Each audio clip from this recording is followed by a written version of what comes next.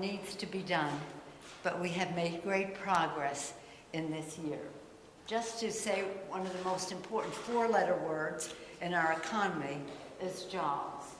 And as you can see, and I hope you can all see, from 2020, this was a job situation, 2021, 6,400,000 jobs. An unemployment rate that has gone down to 3.4%. Millions more Americans back to work, 3.9% of the unemployment. And then now, of course, with legislation that is pending, we hope that when we have more access to child care and universal pre-K and the rest, many more people will be able to go to work, especially as the President continues to address the COVID challenge that we have that are keeping people out of work. But 6.4 million jobs versus this practically over 5 million, there are 6 million jobs lost the year before in the previous presidency. So with that, many more people availing themselves of the Affordable Care Act and the tune of millions more people, 5 million more people. We're very proud of that. And having access to quality health care. Of course, more to come when we pass some version of the legislation that is pending over on the Senate side. We're very proud in the course of, almost a year ago, in March a year, we passed the rescue package.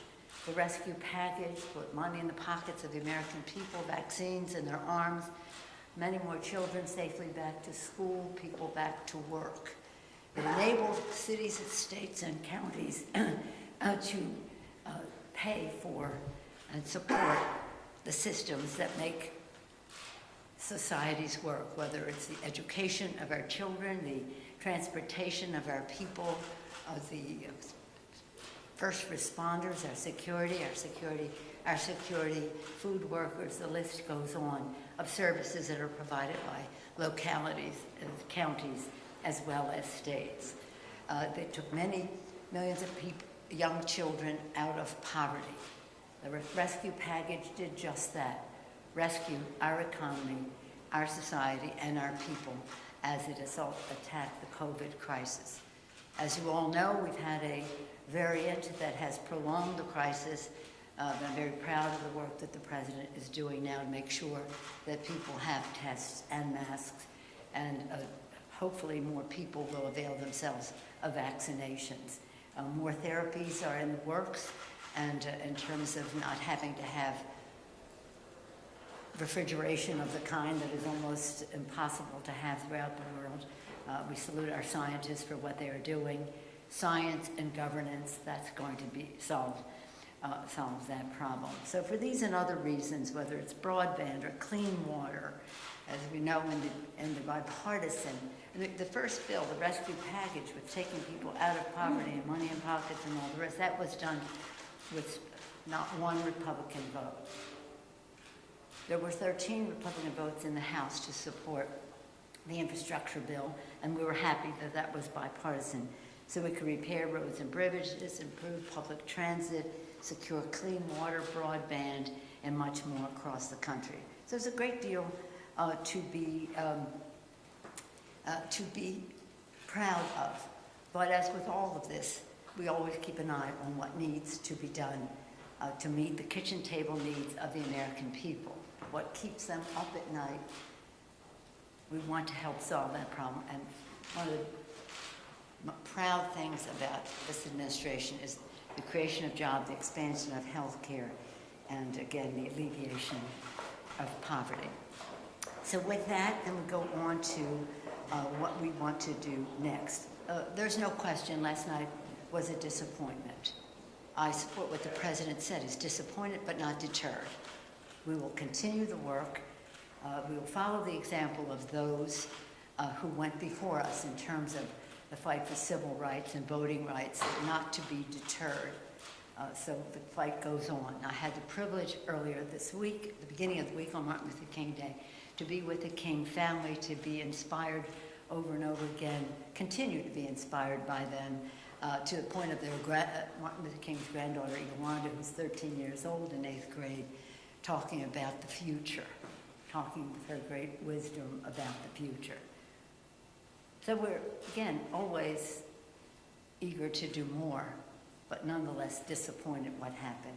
But I want to congratulate Leader Schumer for his courage, for how he proceeded with this legislation. You had to have a vote. And what was wonderful to see was for almost 2 days to hear the Democratic senators talk about the sanctity of the vote and how fundamental that is to our democracy. It was so inspiring. Sad, though, to hear the Republicans argue against the freedom to vote and protect our vote. Whatever the outcome, the fact is that every Democrat in the Senate voted for the Freedom to Vote / John Lewis Voter Advancement Act, and every Republican voted against it. The process in the Senate leaves much to be desired. If you want to talk about that, we can later.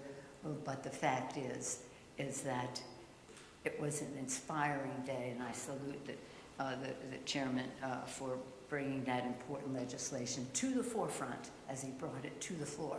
And that's a way to get it into the forefront. It's so important. But again, my motto is, some of you have heard me say it, we don't agonize, we organize. And that's what we will do to, again, advance voter participation in our country. I was a former chair of the party, and our goal was to remove obstacles of participation for anyone, whatever their party was, to remove obstacles of participation. Instead of what the Republicans are doing is to put up obstacles of participation. So the fight for voting rights continues. We will not relent. The fight goes on. So where do we go from here? As we have been engaged in all of these highly visible fights, discussions, debates in the Congress, we have been working in many cases in a bipartisan way to advance legislation which should be coming to the floor in the months ahead, as soon as we come to the agreement. First and foremost is the Omnibus Bill. I salute our chair, Rosa DeLauro, for the work that she is doing. This has to be bipartisan, and as an appropriator myself from way back, I always say, left to their own devices, the appropriators can get the job done, and we want to leave them to their own devices, and I hope that Mitch McConnell will leave them to their devices as well. We must get that done. It is important in terms of governance to get the appropriations bill done, the Omnibus Bill done, to fund the government. It is now a national security issue of the highest priority, with the threats that exist out there. To go to a continuing resolution instead of a decision-making Omnibus Bill is to weaken our security and our stability. The Republicans should know that. So we hope that we will be able to bring that legislation to the floor before it expires.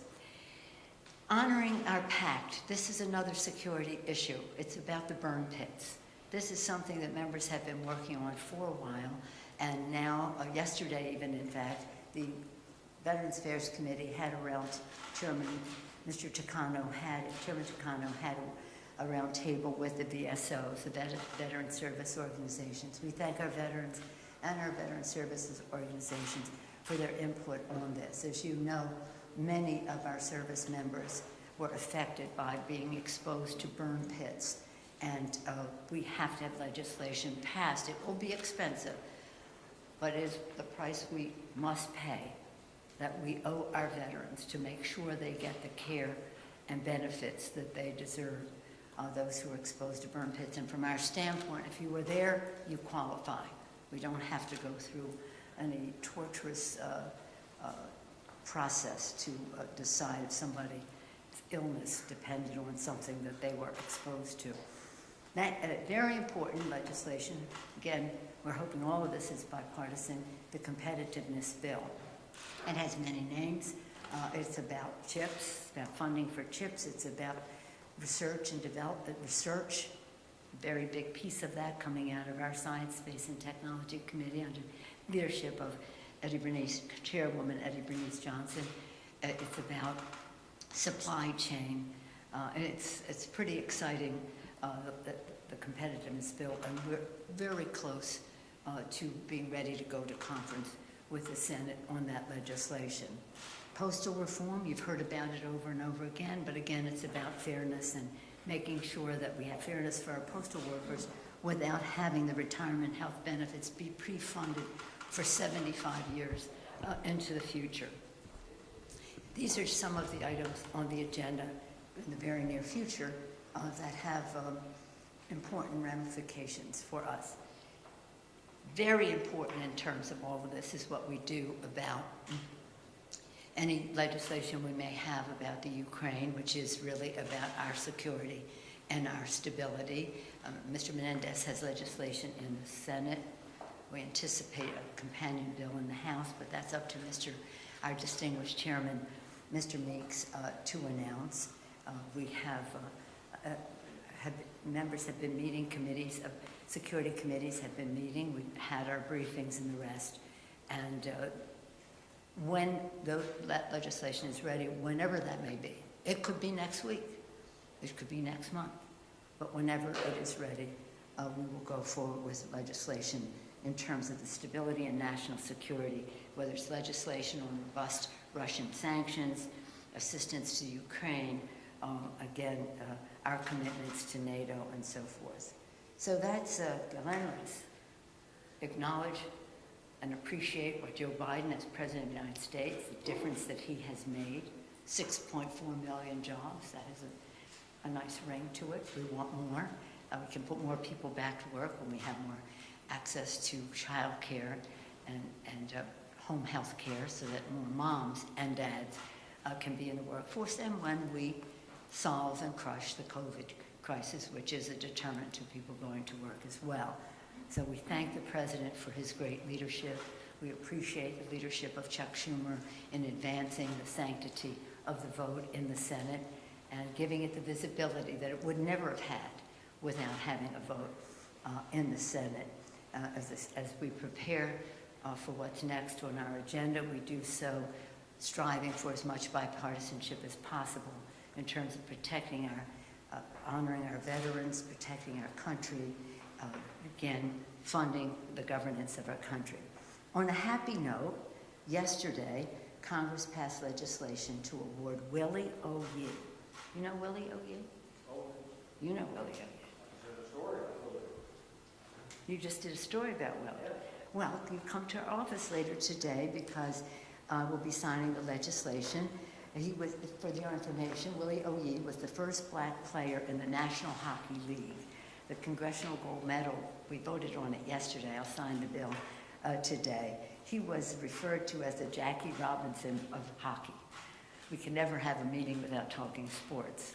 Right? The House passed the bill unanimously, which honors the contribution of a sports legend who broke the National Hockey League's color barrier despite being legally blind in one eye. Is that remarkable? So we'll have the signing. Do we know what time it is today? I don't. It's not private. We'll let you know if you're interested. We'll let you know. Otherwise, we'll send you a picture. He had 4 goals and 10 assists in 45 NHL games. I'm sorry? He had 4 goals and 10 assists in 45 NHL games over 3. How about that? Is that remarkable? That's remarkable. That's not tremendous stats, but those are that was his record. That's wonderful. Good for you. Well, I'm just staying up late at night watching Warriors and stuff like that. But in any event, any questions? Yes, sir? Madam Speaker, I understand that last Thursday you asked the Committee on House Administration to take a closer look at Stock Act violations by members of Congress, which may include stiffer penalties for these violations as That's well. Right. I wanted to give you the chance to talk about just why you did that, why I think that's important, and what you say to the members of your caucus, which range from frontline members to some of the most progressive members who want to go further and enact some sort of... Well, I don't know that. I mean, that's your version. Here's the thing. I say to my members on a regular basis, when we gather in caucus, and as you know, sometimes it's hybrid these days, but anytime we have gathered in caucus, one way or actually virtually or hybrid, I've said to them, under this roof, figuratively or actually, is the greatest collection of intellect, integrity, and imagination for doing the right thing for the American people. I have great confidence in the integrity of my members. They are remarkable. So when people talk about, well, somebody might do this and somebody, I think I trust our members. If in fact we should have severe penalties for delay in reporting on Stock Act, then do that. I've said to the House Administration Committee, review all the bills that are coming in and see which ones, where the support is in our caucus. I think there are 2 letters, each has like 14 members signing it so far, maybe more will come, but that's what we have seen. But I do come down always in favor of trusting our members. Now, if the impression that is given by some that somebody's doing insider trading, that's a Justice Department issue. That's a Justice Department issue, and that has no place in any of this. But to give a blanket attitude of we can't do this and we can't do that because we can't be trusted, I just don't buy into that. But if members want to do that, I'm okay with that. I would add, and this is the last thing I'm going to say on this, at this meeting, and I would add, do you know that the Supreme Court, now we in the House have disclosure, in the Congress we have disclosure, and we have the Stock Act, which says if you sell a stock, you have to report it in an X number of days, and if not, there's a penalty. Should those penalties be greater? Subject to review. I mean, I don't know why people don't do it on time, but whatever it is, if there's a penalty, and it should be more severe, so be it. But the United States Supreme Court, where decisions are made all the time that affect our environment, our workforce, our personal freedoms, every subject you can name, at the mercy of the court, our economic issues and the rest, no disclosure whatsoever, and certainly no Stock Act. In other words, if we're saying everybody should be living by the same standard, then so be it. That's okay with me. But I don't think that the court should be let off the hook, and even the Chief Justice said recently that the impression was that there were some scandals in judges making decisions that related in a way that wasn't right. So I say, when we go forward with anything, let's take the Supreme Court with us to have disclosure. No disclosure. The Supreme Court of the United States for life. No disclosure, and certainly, therefore, no Stock Act. Another subject? Yeah, on the BBB, the president indicated yesterday chunks of it could get passed, and I'm sure you heard what he said. I wonder what you think of that statement, and I have a couple parts here. He said the child tax credit for community colleges might drop out, and just what should we expect when it comes to the BBB going forward?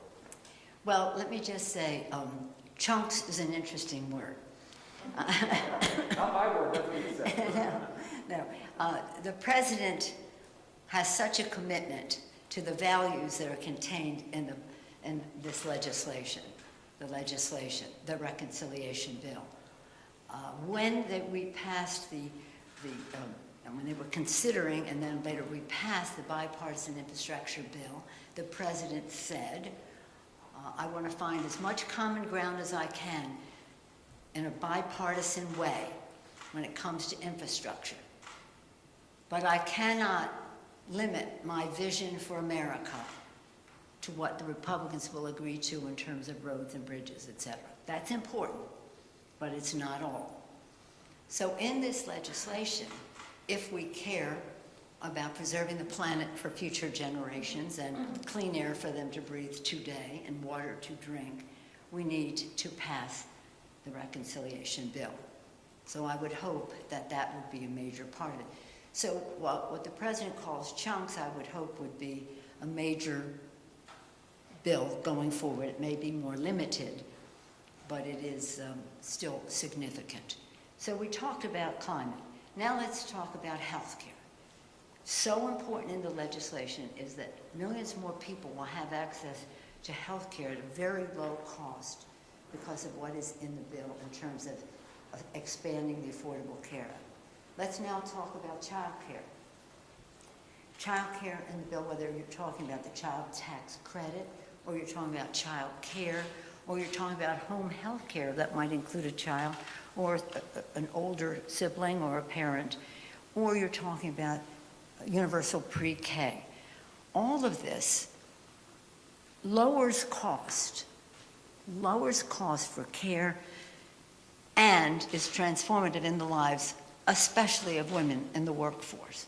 So we have to have, if our economy is going to succeed, as you know, we say when women succeed, America succeeds. If we're going to have the full benefit of women and newcomers, and when I say newcomers, people of color who have not been in some of these traditional jobs, to expand what that means, we have to have care at home, whether it's for children or, again, older siblings or parents. So there are big chunks of the bill that have to be contained in the bill. But remember this, that this is a reconciliation bill.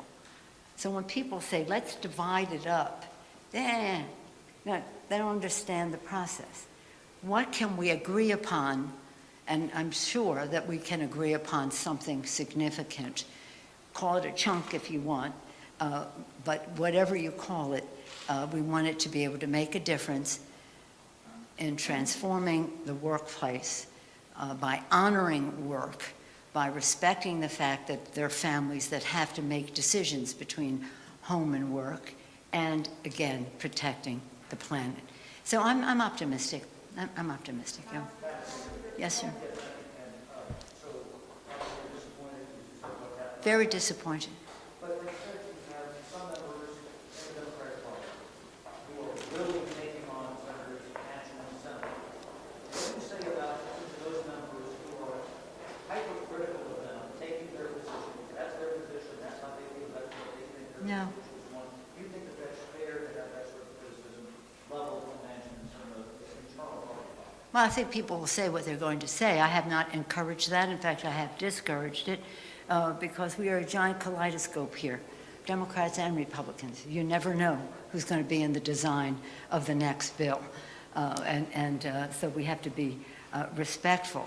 But I've discouraged people from making comments about them. And you maybe hear it more than I do. I just don't hear that much of it anymore. No. Do you think that makes it harder maybe to get their vote down the road on this subject or something else? No, I don't think so. I don't think so. I think that they'll do what they believe, and and I'm hopeful. They have come to agreement on aspects of the Build Back Better legislation. We may want to have to rename it to something that's even Build Back Better than that kind, whatever we decide to call it. But the fact is that we're a diverse place, from right to left, Democrats to Republicans, within our own parties and the rest, and we have to be respectful. And I don't think there's any upside in Democrats criticizing Democrats. Yes, ma'am. Can you talk a little bit about what Democrats' 2022 legislative agenda should be beyond Build Back Better in order to kind of tell voters what you guys are actually considering and a lot of hurdles in front of both voting rights and Build Back Better? Well, as I said earlier, right away, we have been working on legislation right now to keep government open in a way that meets the needs of the American people, that protects the security and stability of our country. And that is legislation that we hope will be on the floor in a short period of time, and I thank Rosa DeLauro for that. A high priority for us is to honor the pact, to make sure that our men and women in uniform who were exposed to burn pits understand that this is of the highest priority for us. It's going to be very costly, but it's worth it because we owe them. They were exposed in the line of duty to dangerous situations where they now have serious health issues and they need care and benefits. I mentioned also the issue that relates to competitiveness. This is really important for us in terms of chips and what that means to our manufacturing base, in terms of supply chain, what that means to our economy, and research, which means to our present and to our future. These are big, all of these are big bills. The $1.5 trillion for the Omnibus Bill, probably over $500 billion for the burn pits. We don't know, we're waiting for further CBO scores on that. And then in terms of the Competes Act, that's $50 billion for chips, another $40 billion perhaps for supply chain and the rest. So these are significant bills that contain, especially the omnibus and the competitiveness bills, they're bills that contain large numbers of other bills. But they are the vehicle that will take us forward under the title of competitiveness. Was it called in the Senate? USICA in the Senate, and we call it competitiveness bill here. Whatever the title, we hope to go to conference on that soon. And then there are other bills that relate to the Postal Service and the rest, again, about governance. But we have always been about America's working families. So we still want to pass a legislation that expands our workforce by recognizing the responsibilities that people have at home, which I address. So I went over some that are in the near future. We have three task force that work, select committee task force, that are not legislative committees but will make recommendations. One of them is the Select Committee on the Climate Crisis, and much of what they have recommended is in the current version of the BBB. We hope that most of that survives, but that isn't the end of it. There'll be other opportunities, shall we say, that we will have to help other countries to save the planet as well. So nothing is the end game, but it is takes us well down the path. In terms of the select, and that's chaired by Kathy Castor of Florida. She's doing a superlative job. Next, we have the Select Committee on COVID, under the leadership of Mr. Clyburn, our distinguished whip, and they are doing very important work that helps us make judgments about what has worked better or what, in terms of how we go forward, in terms of this pandemic, but any future ones as well. And then we have a Select Committee on Disparity and Income and Opportunity in our country, chaired by Mr. Himes. And you'll see much more of that now that we've gotten through some of the, hopefully soon, some of the big legislation coming out of the last year. And that is how we affect legislation to end that disparity of opportunity in our country. The fact that during the COVID crisis, wealth increased at the high end to such an exorbitant place at the expense of people not, I don't want to say at the low end, but at a lower economic place in our society. We can't have that continue. That's what is a caste system. That's not a democracy. The middle class is the backbone of our democracy. We have to strengthen the middle class and all who aspire to it. So that is what our legislation is about. So how we protect our nation, how we preserve our planet, how we transform our workforce, how we educate our children. My whole mission in Congress is about the children, for the children. As you heard me say, you're in the arena, you have to be prepared to take a punch. You have to be prepared to throw a punch for the children, for the children. And so we'll be dealing with issues that relate to antitrust and to Section 230 and what damage that does to children and the rest. But I'm very proud of our committees. They're working very hard on their legislation. Some of it they will bring individually to the floor. some of it, as with the Competitiveness Act. That's a bill from Science, Space, and Technology, Energy and Commerce, Education and Labor, and other committees as well. So some of this will be jointly, some of it will be individually. One last question, is that? I think to ask you about crime in America right now. There's been so many tragic headlines this week alone with I'm sorry? crime in America. Oh, crime. Oh, yeah. There's been so many tragic headlines this week alone with a 24-year-old UCLA student stabbed at work in Los Angeles. A woman pushed out of the subway in New York City, and just last night, a baby shot in the Bronx in innocent baby an attack. So I just wanted to ask you about this spike in crime, the 30% Yeah, spike in thank you murder. for that question, because in many of our committees, in the Judiciary Committee for sure, and Education and Workforce, in all of our committees, community safety is of the highest priority as a value. The form of it, the legislation it will take remains to be seen. As I said, our committees will be working on these issues. But community safety, right up there with jobs and healthcare and the rest. Community safety, very important. That's why we were very proud that in the rescue package, we had significant funding for state and local government, which was funding our first responders, largely our police and fire. We have to be strong in that respect. We have to be strong in that respect. But in the BBB, there's very important language, and I refer you to it, about how we address criminal justice and the rest in our country. But thank you for asking that question. We can have a whole day, and we probably will, on that subject, because community safety, our first responsibility is to protect and defend, whether that's our national security or our community safety. We have to keep the American people safe. Thank you all very much. Thank you. Thank you.